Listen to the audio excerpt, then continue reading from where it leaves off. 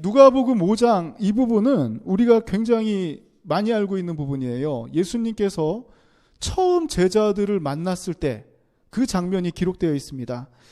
자, 지금 보이는 이 사진이 그 고고학자들이 복원한 베드로의 배입니다. 자, 베드로는 대부분 이 배에서 일과를 보냈고, 이 배는 이 가족들을 먹여 살리는 매우 중요한 수단이었습니다.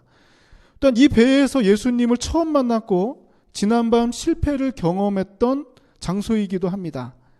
자, 그리고 이곳에서 주님의 말씀을 가장 가까이서 듣고 은혜를 체험한 후에는 이 배를 버리고 이 주님을 따르는 삶을 살게 된다는 것이 오늘 말씀의 핵심적인 내용입니다. 베드로 일행은 밤새도록 그물을 던졌지만 고기를 한 마리도 잡지 못했습니다. 완전히 실패한 하루였어요. 자, 이제 그물을 씻고 깨끗이 정리한 이후에 퇴근할 준비를 하고 있습니다. 자, 그런데 예수께서 찾아오십니다. 자, 여러분도 한번 알바할 때 다 마감하고 문 닫으려고 하는데 누가 찾아오면 마음이 어떻습니까? 결코 반갑지 않아요. 쉽지 않습니다. 막 분노가 올라올 때도 있습니다. 자, 베드로가 지금 그런 상황이에요. 지난밤에 뭐 고기가 잘 잡힌 것도 아니고 엉망진창인 정말 힘든 하루였는데 이것을 좀 정리를 하고 집으로 가려고 하는 순간 저쪽에서 웅성웅성 하더니 한 청년이 배에 올라서 노를 저으라고 합니다. 절대로 이 상황은 뭐 순종이나 이런 걸 떠나서 받아들이기 쉬운 상황은 절대 아니에요. 저라면 못할 것 같습니다. 자, 그런데 피곤한 베드로는 예수님을 태우고 노를 젓습니다. 잔잔한 호수 위로 주님의 음성이 퍼집니다. 그리고 베드로는 가장 가까이에서 주님의 음성, 주님의 말씀을 듣습니다. 자, 이때 베드로에게 예수님께서 말씀하십니다. 깊은 데로 가서 그물을 내려 고기를 잡으라. 자, 나는 전문 어부이고 이 상대는 청년 목수예요. 자, 저는 이 어부로서 잔뼈가 굵은 사람입니다. 밤새도록 그물을 다 던져봤고 오늘은 고기가 없는 날입니다. 포인트마다 다 뒤져봤어요. 이제는 던질 곳도 없습니다. 게다가 이 갈릴리 호수는, 이 게네사렛 호수는 이 베드로의 홈그라운드예요. 여기서 내가 생활을 했고 가족들을 먹여 살린 장소입니다. 이 시기에는 물고기들이 얕은 곳에 붙을 때이지 절대 깊은 데서 고기가 나올 때가 아니에요. 전혀 전문적이지 않고 이해가 되지 않는 예수님의 말씀을 듣고 베드로는 이렇게 말합니다. 밤새도록 수고하였으되 잡은 것이 없지만은, 자, 이거 강조하는 거예요. 내가 다 해봤지만 깊은데 얕은데 다 던져봤지만 잡은 것이 하나도 없었다. 자, 그런데도 불구하고 나는 뭐를 의지한다고 합니까? 말씀을 의지해서 내가 그물을 던지겠습니다. 자, 주님의 말씀을 순종하는 사람이 있는 곳에는 반드시 하나님의 축복이 임합니다. 저는 이 여러분들의 삶 가운데 하나님의 축복이 임하길 원합니다. 그것은 아무에게나 하나님의 축복이 임하는 게 아니에요. 너도 축복이 임하고 나도 축복받고 이런 게 아닙니다. 분명히 구분이 돼 있어요. 어떤 사람이 축복을 받냐면 순종하는 사람들이 축복받습니다. 내가 예수 잘 믿으면 가정이 변해요. 왜냐하면 내가 받는 축복의 힘으로 가정이 평안함을 누리고 직장이 변화됩니다. 학교가 변화됩니다. 교회가 변화됩니다. 순종하는 자에게 임한 그 공동체는 반드시 축복받게 돼 있어요. 야곱의 식구들도 야곱을 통해 가지고 12아들, 12지파가 생기고 축복을 받게 됩니다. 그게 이스라엘의 자존심이에요. 신앙의 자존심. 예수 믿는 사람, 나만 잘 되는 게 아닙니다. 너와 내 가정이 구원을 받는다고 분명히 약속하셨어요. 내가 환난과 어려움 속에서, 박해 속에서도 끝까지 주님의 말씀에 순종할 때에 반드시 하나님의 축복은 임한다는 것입니다. 지금 베드로는 상황을 따지지 않았어요. 현실을 보지 않았습니다. 내 현실은 피곤하고 어렵지만 지금 다른 거 다 내려놓고 뭘 의지하냐면 주의 말씀에 의지하여서 내가 한 번 더 그물을 던지겠다는 거예요. 베드로는 주님의 말씀을 듣고 즉각적으로 순종하였습니다. 자, 주님의 일을 할 때에는 내 경험, 판단, 자존심 다 내려놓고 100% 순종해야 됩니다. 베드로가 보여준 믿음의 순종은 엄청난 열매를 맺게 하였습니다.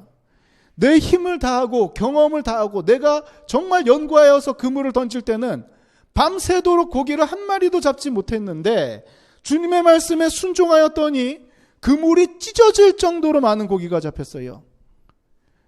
내 삶 가운데 단 한 번만 하나님의 은혜가 임해도 우리의 삶은 완전히 변합니다. 단 조건이 딱 하나가 있어요. 어떤 조건이냐면 믿음이 있느냐 없느냐예요. 말씀을 의지하느냐 다른 것 의지하느냐 요 차이입니다. 여러분들의 삶 가운데 믿음의 열매가 많이 나타나길 바랍니다. 오늘날 많은 사람들이 믿음 생활하기가 힘들다고 합니다. 한번 잘 생각해 봅시다. 무엇이 우리를 힘들게 하는가? 무엇이 내가 하나님 앞에 나아가는 것을 가로막고 있는가?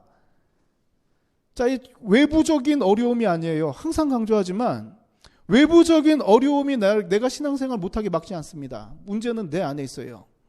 나의 자존심이 막을 때가 있고 나의 그 지식이 세상적인 지식에 매료되어서 사료되어서 하나님의 말씀을 은연중에 무의식적으로 거부하기도 합니다.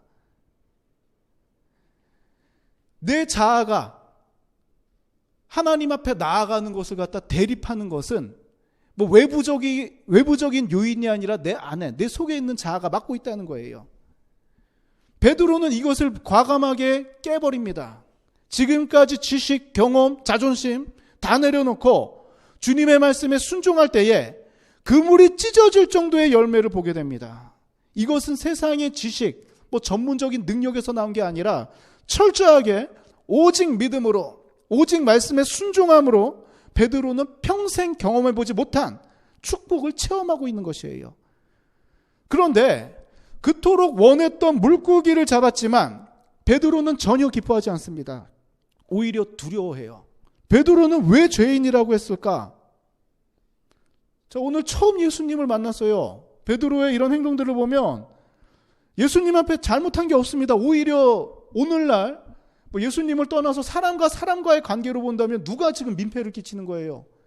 퇴근하려는 사람 붙잡고 또 요구를 하고 그물 던지라고 명령한 그쪽이 오히려 잘못한 것처럼 보이지 않습니까? 그런데 베드로가 오히려 지금 나를 떠나서서 나는 죄인이라고 고백합니다. 도대체 뭘 잘못했을까? 지금 베드로는 주님을 통해 하나님의 거룩하심을 보니까 나의 부족함이, 나의 잘못됨을 지금 영적으로 느끼고 있는 것입니다. 이제껏 나를 위해서 배를 타고 내가 먹고 살기 위해서 고기를 잡는 것이 당연한 것인 줄만 알았는데 주님 앞에 서니까 이 삶이 부끄럽게 느껴지는 거예요. 내가 믿음 없이 살았던 모습이 잘못된 것을 깨닫게 된 것입니다. 육적인 삶을 살았던 베드로가 영적인 체험을 하고 나서는 나는 죄인이라고 고백하고 있는 거예요. 그 전까지의 삶은 내가 잘못 살았습니다. 내가 주님을 모른 채 살아왔습니다. 지금까지 나는 다른 것을 보고 멸망길을 보고 살았습니다. 지금 이 고백인 것입니다. 그동안 나만을 위해서 살았던 베드로에게 주님께서는 이제부터라도 나 만나기 이전의 삶은 정리를 하고 뭐라고 말씀하시냐면 후로는 네가 사람을 취하리라는 것은 너만을 위해서 육적인 삶을 살았던 베드로가 기회를 한 번 더 주는 겁니다. 이제는 사람을 취해라. 사람을 건져내는 삶을 살아가라는 거예요. 저는 우리 산동교회 성도님들 삶 가운데도 이런 능력이 임하길 원합니다. 이제껏 내가 육적으로 나만을 위해서 살았다면 이제 이후로는 주님의 명령을 듣고 남을 살리는 삶을 살아가는 삼동교회가 되길 원합니다. 자, 이 베드로는 주님의 말씀을 듣고 어떤 행동을 보이는지, 자, 우리 11절의 내용을 같이 한번 읽어봅시다. 11절 같이 읽겠습니다. 그들이 배들을 육지에 대고 모든 것을 버려두고 예수를 따르니라. 아멘. 주님의 은혜를 체험하고 베드로는 완전히 새로운 사람이 됩니다. 죽어가는 영혼들을 건지기 위하여 이제껏 나와 내 가족을 먹여 살렸던 삶의 터전이었던 배를 버려두고 주님을 따르는 삶을 살아가게 된다는 것이에요. 베드로는 분명히 이 시간 분명한 판단을 했습니다.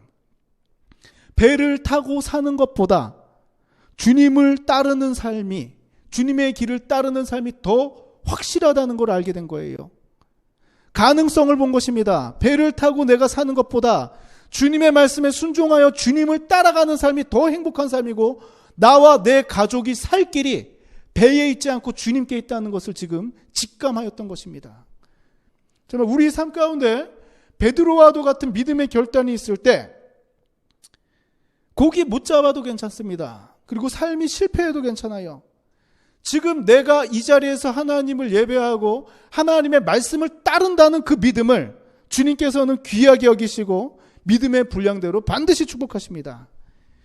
참된 평안은 세상에 있는 것이 아닙니다. 주님과 동행할 때 누릴 수 있는 것입니다. 이 시간 주님의 말씀이 선포되어지고 정말 이 순종하겠다는 믿음의 결단을 할 때에 우리의 삶 가운데도 하나님의 축복이 임할 줄 믿습니다.